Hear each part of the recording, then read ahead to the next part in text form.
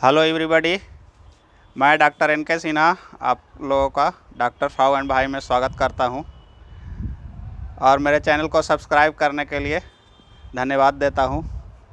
Thank you for your love and support. आज हम लोग कार्बोहाइड्रेट के बारे में जानेंगे कि कार्बोहाइड्रेट क्या होता है, कितने तरह के होते हैं, सिंपल कार्बोहाइड्रेट, कॉम्प्लेक्स कार्बोहाइड्रेट किसको कहते हैं, ये पेट में किस तरह से एब्जॉर्ब होता है, इससे हम लोगों का मोटापा पर क्या असर पड़ता है, ग्लाइसेमिक इंडेक्स क्या होता है, इसके बारे में जान लेना ज़रूरी है क्योंकि मोटापे पर असर डालेगा ये, और कि शुगर पर भी बहुत असर डालता है, ब्लड शुगर लेवल इंक्रीज करने में या डिक्रीज करने में, क्योंकि यही होता ही है शुगर। तो चलिए आज का वीडियो प्रारंभ करते हैं।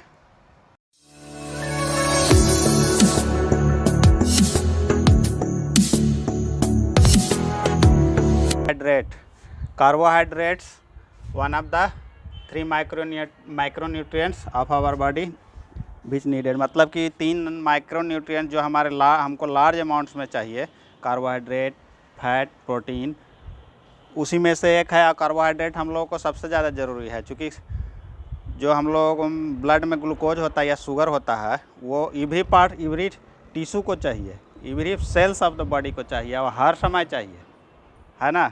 ऑक्सीजन की तरह कि बिना ऑक्सीजन और ग्लूकोज के टिश्यू या सेल डेड हो जाता है।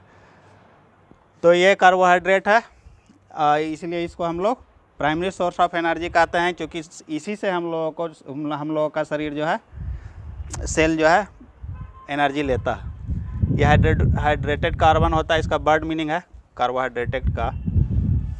कार्बोहाइड्रेट्स का वर्ड मीनिंग कार्बोहाइड्रेटेड कार्बन होता है, और इसका मोलिकुलर फार्मूला ग्लूकोज या फ्रुक्टोज दोनों एक ही रहता है। ये ग्लूकोज या फ्रुक्टोज क्या है या ग्लैक्टोज, ये तीन जो जब हम लोग कोई भी कार्बोहाइड्रेट खाते हैं तो वो जब भी टूटेगा, पचेगा, तो वो ग्लूकोज मॉलिक्यूल में पचेगा और तो उसी को हमारा इंटेस्टाइन एब्जॉर्ब करेगा, दूसरा किसी चीज़ को नहीं एब्जॉर्ब करेगा। जैसे कि मान लीजिए हम लोग चीनी खा लिया तो चीनी को नहीं ब्लड खींच लेता, उसको पहले पचाएगा, है ना, ग्लूकोज के मॉलिक्यूल में तोड़ेगा, तब वो हम लोग एब्जॉर्ब करेंगे। या स्टार्च खा लिया, आलू खा लिए, चावल खा लिए, रोटी खा लिए, तो पहले ग्लूकोज में टूटेगा तभी एब्जॉर्ब हो पाएगा हमारे ब्लड में।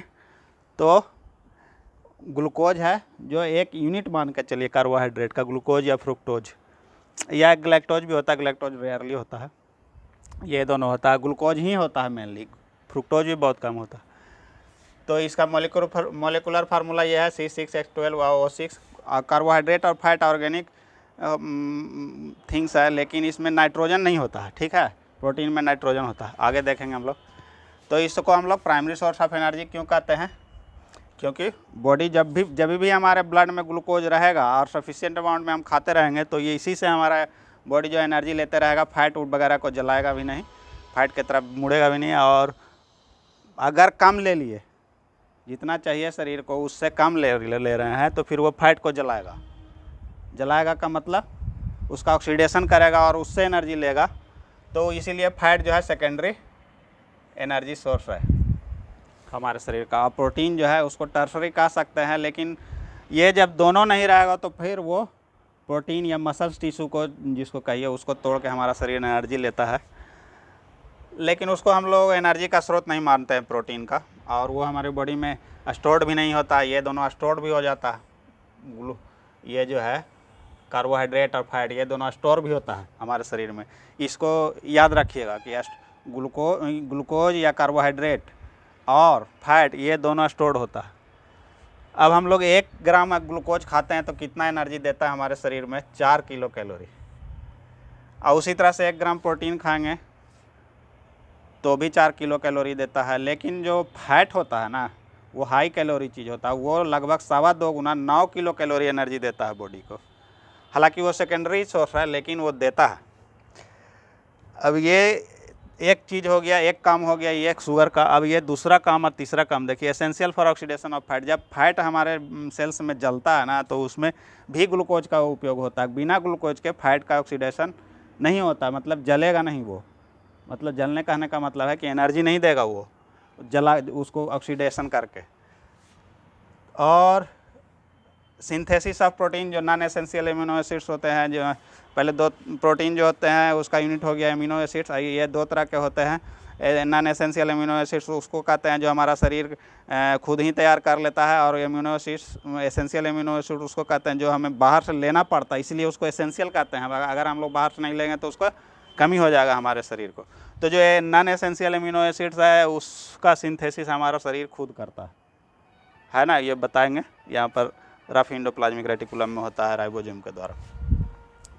तो ये दो फंक्शंस है जो काफ़ी इंपॉर्टेंट है। ये तो देख लिए कि शुगर कितना इंपॉर्टेंट है, ऑक्सीडेशन ऑफ फैट भी के लिए भी चाहिए, और synthesis of non essential proteins के लिए, एमिनो एसिड्स के लिए। अब हम लोग जानते हैं कि इसका प्रकार टाइप्स 3 तरह के होते हैं। मोनोसेकेराइड, जिसमें कि ग्लूकोज या फ्रुक्टोज का एक मोलिकुल रहेगा, या ग्लैक्टोज का रहता है। ग्लैक्टोज का बहुत कम उपयोग होता है, डिब्बा बंद चीज़ों में होता है जनरली। इसको जानेंगे हम लोग, ग्लूकोज और फ्रुक्टोज। ग्लूकोज तो ग्लूकोन सी या डी वगैरह जो हम लोग लेते हैं ना डिब्बा में, जो दुकानों में मेडिकल स्टोर या किराने का स्टोर में मिलता है, वो अब फ्रुक्टोज पाया जाता है जनरली फ्रूट्स में।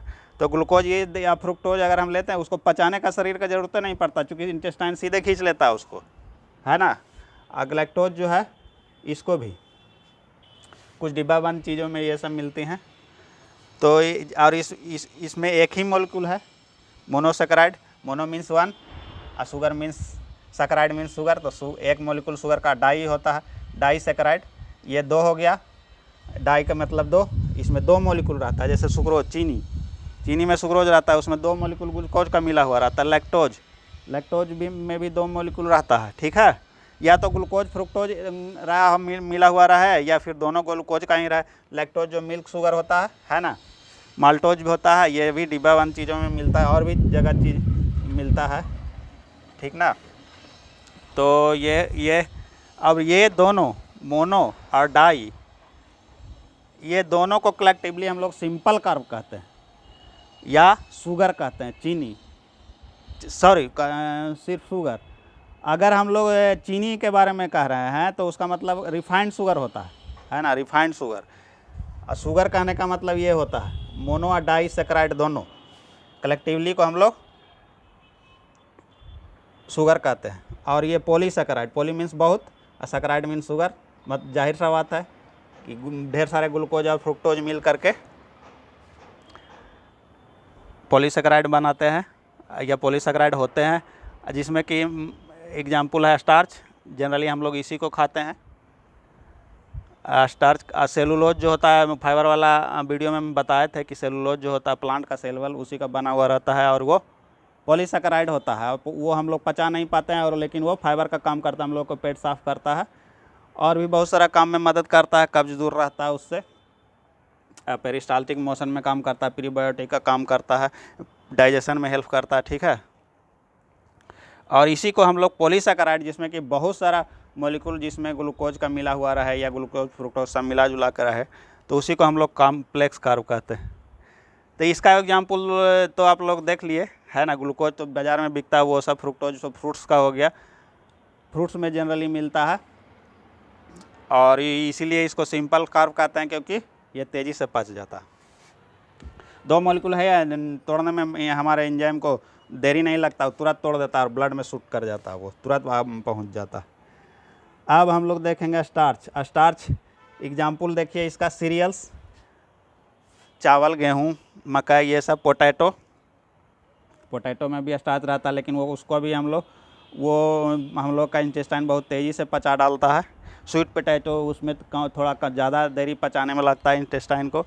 पल्सेज, दाल में 50% कार्बोहाइड्रेट रहता है, ठीक है, स्टार्च रहता है, और 20%, 17 से 20% के आसपास ही प्रोटीन रहता है। तो दाल भी एक प्रमुख स्रोत है कार्बोहाइड्रेट का, ये एकदम इस चीज़ को याद रखिए, ठीक है।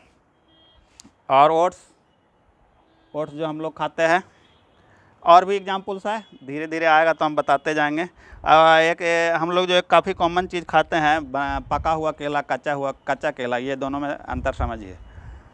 चूँकि हम लोग इसको बहुत माने ईजिली खाया जाता है इंडिया में और अदर्स कंट्री में भी। तो कच्चा जो केला रहता है, अनराइपेंड बनाना, उसमें स्टार्च रहता है ना, और वही जब पक जाता है तो उसमें स्टार्च जो है फ्रुक्टोज में बदल जाता है, ठीक है। तो देख रहे हैं कि कच्चा केला जो है धीरे धीरे पचेगा, उसका जो स्टार्च है, और पका हुआ केला काफ़ी जल्दी पच जाता है। इसलिए आप जितना भी सिंपल शुगर है उसका टेस्ट स्वीटिश होता है। ये ग्लूकोज, फ्रुक्टोज हम लोग जानते भी हैं, टेस्ट करते हैं तो मीठा मीठा लगने लगता है। सुक्रोज चीनी हो गया, रिफाइंड शुगर में भी सुक्रोज ही रहता है। लैक्टोज ये तो मिल्क का शुगर है, ठीक है। अब ये जानते हैं ग्लाइसेमिक इंडेक्स। ग्लाइसेमिक इंडेक्स कहते हैं उस कार्बोहाइड्रेट्स के जो कार्बोहाइड्रेट हमारे इंटेस्टाइन में जितना जल्दी पच गया और ब्लड शुगर लेवल में बढ़ा दिया उसको, उसका ग्लाइसेमिक इंडेक्स ज़्यादा होता है, और जो धीरे धीरे पचा उसका ग्लाइसेमिक इंडेक्स कम होता है। ये एक मापने का पैमाना है कार्बोहाइड्रेट का कि कौन कितना तेज़ी से ब्लड शुगर बढ़ाता है और घटाता है। मतलब घटाता नहीं है, मतलब देरी से शूट करता है ब्लड में। तो जाहिर सा बात है ये जितना भी सिंपल शुगर है वो जल्दी पच जाता है, इसका ग्लाइसेमिक इंडेक्स हाई होगा। और जितना देरी से पचने वाला चीज़ होता है वो स्टार्च वगैरह होता है, starchy carbohydrate, cereals, sweet potato, दाल, ये सब का लो होता है ग्लाइसेमिक इंडेक्स। शुगर वालों के लिए ये थोड़ा कम खाना चाहिए, या निहायत ही ज़रूरी रहे तो खाना चाहिए। जैसे फ्रूट्स तो हम लोग खाएंगे ही खाएंगे, क्योंकि उन लोग उसको हम लोग मेन सोर्स कार्बोहाइड्रेट का नहीं मानते हैं, है ना। वो उसको हम लोग फ्रूट्स को इसलिए खाते हैं कि उसमें प्रचुर मात्रा में विटामिन्स, मिनरल्स और एंटीऑक्सीडेंट्स, सबसे ज़्यादा इंपॉर्टेंट एंटीऑक्सीडेंट्स होते हैं, इसलिए खाते हैं। तो ये समझ गए ग्लाइसेमिक इंडेक्स किसको कहते हैं। इसको ज़्यादा डीप में समझने की ज़रूरत नहीं है, क्योंकि हम लोग जैसे कोई भी एक चीज़ ही जनरली नहीं खाते हैं, लेकिन जब अकेले खाते हैं किसी भी चीज़ को तो उसको समझ ले थोड़ा बहुत, बस उतना ही इसका ग्लाइसेमिक इंडेक्स का वैल्यू है। अब देखिए ग्लाइकोजन क्या होता है। Glycogen reserve sugar of our body है। जब हम लोगों के शरीर में भगवान इस तरह से बना करके भेजे हैं कि हमारे शरीर में लगभग एडल्ट में 500 ग्राम लीवर और मसल्स दोनों मिला करके ग्लाइकोजन के फॉर्म में ग्लूकोज स्टोर्ड रहता है। Many molecules of glucose forms glycogen, वो लीवर और हमारे मसल्स में रहता है। जब हम लोग फास्टिंग में रहते हैं तो इसी का उपयोग होता है। ऐसा लगता है जब हम लोग का हम बताया अभी कि हमारा शरीर जो को एवरी टाइम चाहिए शुगर, तो जब हम लोग नहीं खा रहे होते हैं तो कहाँ से आता है शुगर, यही स्टोर्ड फॉर्म से आता है ना, मसल्स में रहता है और लीवर में रहता है।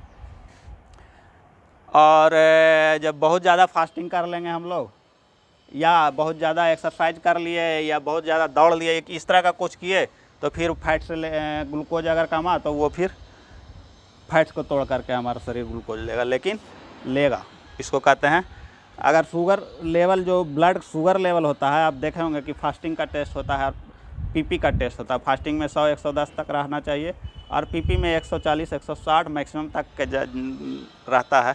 तो ये मेंटेन ही रहता है, चाहे हम लोग कितना भी शुगर खा लेंगे ना, कितना भी शुगर खा लिए, 10 गो रसगुल्ला खाइए तो कितना बाउंस कर जाना चाहिए, लेकिन नहीं करता है। उसको मेंटेन करने की प्रक्रिया को कहते हैं ब्लड शुगर हीमोस्टेसिस, ठीक है। हीमोस्टेसिस मतलब ब्लड में स्थिर रखना ब्लड शुगर को, ठीक है। इसको हम लोग अगले वीडियो में जानेंगे, क्योंकि वीडियो बहुत लंबा हो जाएगा। तो अब हम लोग थोड़ा सा ये समझ लेते हैं, ग्लूकोज, ये कार्बोहाइड्रेट जब हम खाए और इंटेस्टाइन में चला गया और उसको तोड़ करके ग्लूकोज ब्लड में ले आया, तो ब्लड में जो है वो जा करके ये every cells of the body में ब्लड ले गया, और माइटोकॉन्ड्रिया जो है इसको एनर्जी में बदल दिया। अगर हम लोग नहीं एनर्जी में उसको बदल पाए, चाहे एक्सरसाइज से या फिर कुछ किए ही नहीं, तो ये जो है ग्लूकोज जो है यहाँ चला जाएगा एंडोप्लाज्मिक रेटिकुलम में, और ये फैट में बदल जाएगा, ठीक है। फैट में बदल देगा इसको, स्मूथ एंडोप्लाज्मिक रेटिकुलम। जिस तरह से सेल्स जो है, सेल क्या होता है, cell is the structural and functional unit of our body. जिस तरह से मान लीजिए कि एक घर है, उसमें ढेर सारे ईंटें लग करके बनते हैं, तो एक ईंटा हो गया, एक ईंटा को हम लोग सेल कहेंगे। उसी तरह से सेल में जो है बहुत सारा अपरेटस रहता है, सेल का अपरेटस, उसमें mitochondria, nucleus, vacuole, centrosome, ribosome, DNA, RNA, chromosome, ये सब चीज़ें रहती हैं, एंडोप्लाज्मिक रेटिकुलम रहती है। तो इसको अगर ग्लूकोज को हम लोग नहीं उपयोग किए ना तो ये फैट में बदल देगा, याद रखिएगा। और बहुत ज़्यादा उपयोग कर लिए, जितना कि हम लोग खा भी नहीं पाए, तो ये फैट जो है ना, ये फैट को फिर ये माइटोकॉन्ड्रिया में लेकर चला जाएगा, माइटोकॉन्ड्रिया में चला जाएगा और इसको फैट को जलाएगा, ठीक है।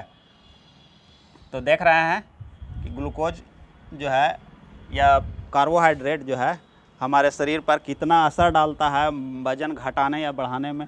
अगर फैट स्टोर हो जाएगा तो स्टोर होने लगेगा बहुत सारा, तो ये जो है सेल बड़ा होते चल जाएगा, और सेल बड़ा होते चल जाएगा, और ये जो बहुत ज़्यादा ये हो जाएगा फैट जमा, तो जो और भी फंक्शनल अपरेटस है ये इसका सेल्स में, सेंट्रोजोम वगैरह, उसको जगह भी नहीं छोड़ेगा ये, और वो सब भी कम काम करेगा लगेगा, इसलिए आलस आ जाता है मोटे लोगों को, याद रखिएगा। तो और जिन लोगों का ये अडेप्टेशन होता है, माइटोकॉन्ड्रिया का अडेप्टेशन होता है, अगर हम लोग ज़्यादा एक्सरसाइज करेंगे, ज़्यादा हैवी वर्क करेंगे, तो उसमें ज़्यादा माइटोकॉन्ड्रिया की संख्या एक ही नहीं, संख्या भी बढ़ जाएगा और एक्टिव भी ज़्यादा हो जाएगा। और हम लोग आलस की तरह रहेंगे तो ये फिर माइटोकॉन्ड्रिया जो है एक ही रहेगा सेल में, या और वो भी एकदम सेनाइल अवस्था में, मतलब लचर पचर रहेगा, उसमें एक्टिविटी चूँकि हम लोग करते नहीं हैं कुछ, तो ये उस तरह से हो जाएगा। और करने लगेंगे तो ये बढ़ भी जाएगा, इसका संख्या बढ़ते घटते रहता है, ठीक है। और ये स्मूथ ये कार्बोहाइड्रेट से ले करके यहाँ पर ये कहा जाता है ना कि स्मूथ एंडोप्लाज्मिक रेटिकुलम दो तरह का होता है, ये स्मूथ और रफ। तो स्मूथ में राइबोसोम रहते हैं, ठीक है। तो ये राइबोसोम जो है प्रोटीन सिंथेसिस करता है।